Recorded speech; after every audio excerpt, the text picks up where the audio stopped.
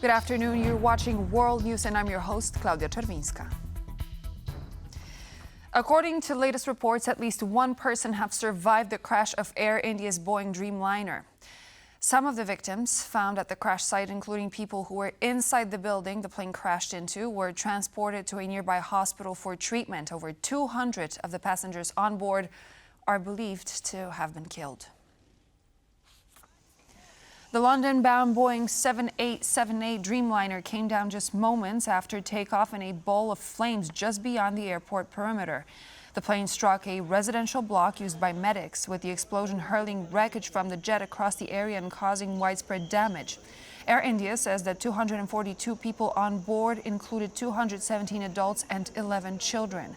Of these, 169 were Indian nationals, alongside 53 Britons, 7 Portuguese and 1 Canadian. Local authorities say at least 4 students staying at the residential block are missing following the crash.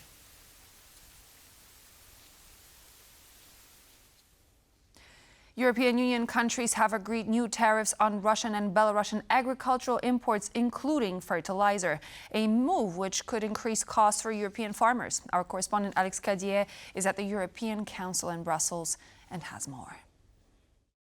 Well, clearly this new measure, these new tariffs are designed to reduce Russia's ability to wage its full-scale invasion of Ukraine. 25% of nitrogen-based fertilizer imported into the European Union comes from Russia. That represents around 1.3 billion euros a year in trade. You also have other agricultural products like meat and dairy and vegetables and fruit representing around 400 million euros in trade a year. And that is what the European Commission, the European Parliament, and right here at the European Council, those member states want to target. They want to hit Russia's revenues and reduce the amount of money it gets from European taxpayers, from European businesses to wage its war in Ukraine. But there is, of course, a challenge in implementing these tariffs against agricultural products from Russia and Belarus.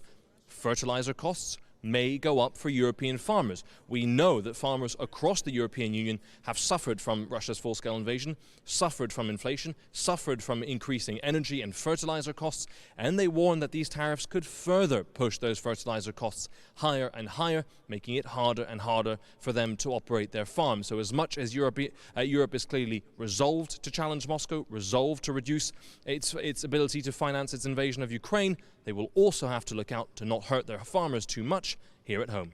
In Brussels, I'm Alex Cadier for TVP World.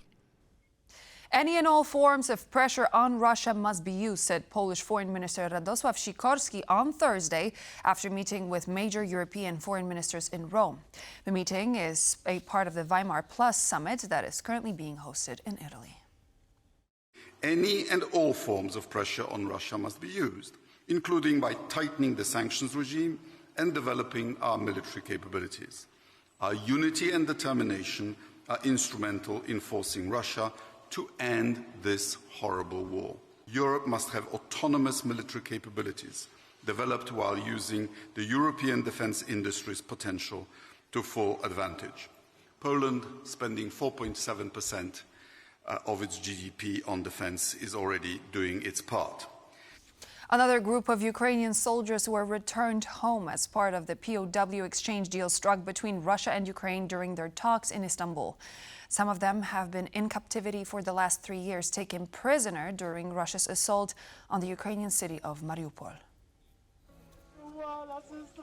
The soldiers who were released were all either classified as wounded or fell ill during their time as prisoners of war. Previously, the two sides exchanged prisoners below the age of 25. Ukrainian Defense Minister Rustem Umerov said that POW exchanges with Russia have been ongoing for 4 days straight. He added that Kyiv will continue working until all Ukrainian prisoners of war are returned from Russian captivity. During the meeting between Russian and Ukrainian delegations in Istanbul, the two sides agreed to free 1,000 POWs each. The European Commission says it welcomes Serbian President Aleksandar Vucic's surprise trip to Ukraine on Wednesday. While the spokesperson for the EU executive couldn't expand on how this could impact accession talks, many see the president's excursion as a way to counteract a controversial visit to Moscow. Our EU correspondent Angela Skujins is in Brussels and has more. Not only has Serbian President Aleksandar Vučić been busy racking up frequent flyer miles, but also shoring up political alliances with his recent excursions. Now, 24 hours after news broke that Serbian president was in Ukraine for a surprise summit attendance in Odessa, did the European Commission offer some commentary. They said that they welcomed his visit, stating that it is in line with the EU's position regarding support for that war-torn country. However, they did not answer TVP World's question regarding whether Vučić's trip to Odessa cancels out his recent excursion to the May 9th military parade in the Russian capital. Let's take a listen to what they had to say in full. The EU encourages acceding countries to stand united with us in our policies toward the Russian aggression against Ukraine. As the President of the Commission said, our objective is very clear. We are reiterating the call for a full unconditional ceasefire of at least 30 days. This pause in hostilities could serve as a vital step towards reducing civilian suffering and allow space for meaningful talks for a genuine peace.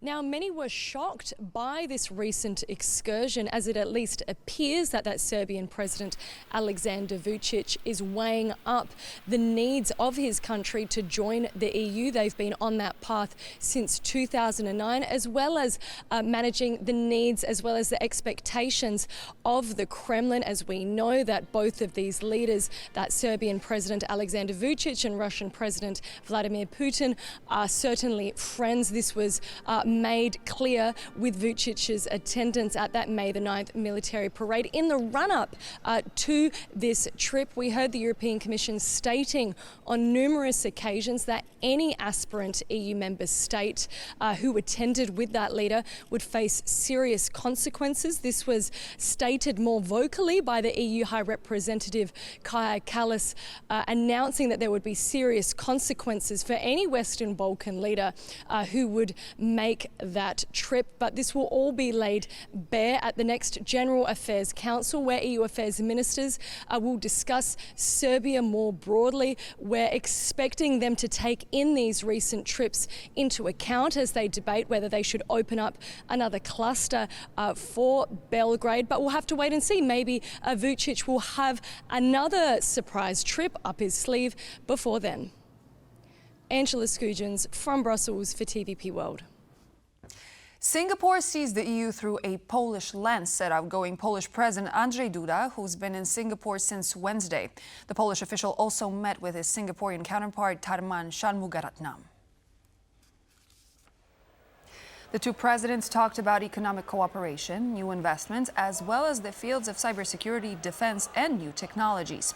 After their meeting, Andrzej Duda added that Singapore sees a lot of potential for development in Poland.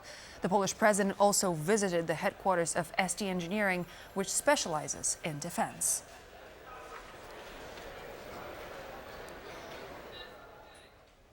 Poland's internal security agency has arrested a 19-year-old who is allegedly part of a three-man terror cell that was planning an attack after being radicalized online. Security officers detained the two others, who are also aged 19, in April, in connection with the suspected terror plot. The three had undergone combat training, practiced live firing, produced explosive chemical agents, and downloaded instructions on how to build bombs.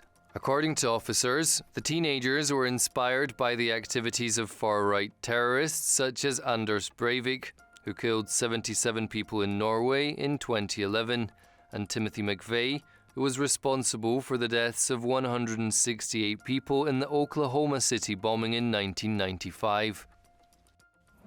And so this would be all for now here on World News, but please do not go anywhere. Stay here because we have Marie Cato coming up with the bottom line right after this show. We'll see you there.